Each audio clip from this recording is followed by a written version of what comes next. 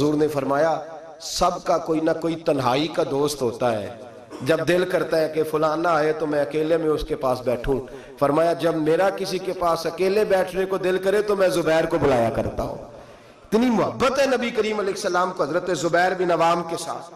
ان کا ایک پڑوسی تھا، اس پڑوسی کے ساتھ ان کی بحث ہو گئی۔ ایک جوہر تھا جو حضرت زبیر بن شارحین نے لکھا ہے حضرت زبیر بن عوام کے کھیت میں جوہر تھا، تالاب تھا پانی کا، اس تالاب سے لوگ پانی لگاتے تھے کھیتوں کو، تھا ان کی ملکیت۔ پہلے حضرت زبیر بن عوام کے کھیت تھے، اس سے آگے اس آدمی کے کھیت تھے۔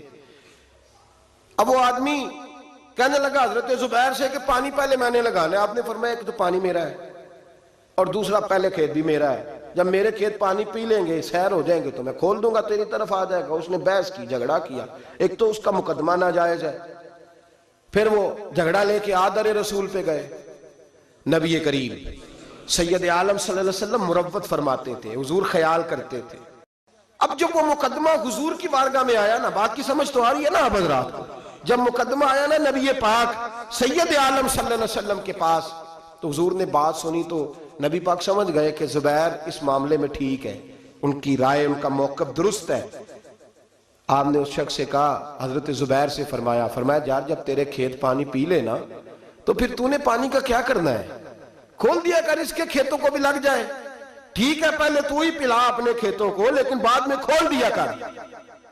اس شخص نے فٹافٹ ایک بات کی، حضور کی نرمی کو دیکھا نا، محبت کو دیکھا، پیار کو دیکھا، وفا شیاری کو دیکھا کہ حضور تو جو بھی آتا ہے میٹھا ہی بولتے ہیں، جو بھی آتا ہے حضور پیار ہی کرتے ہیں۔ پتہ کیا کہا اس نے؟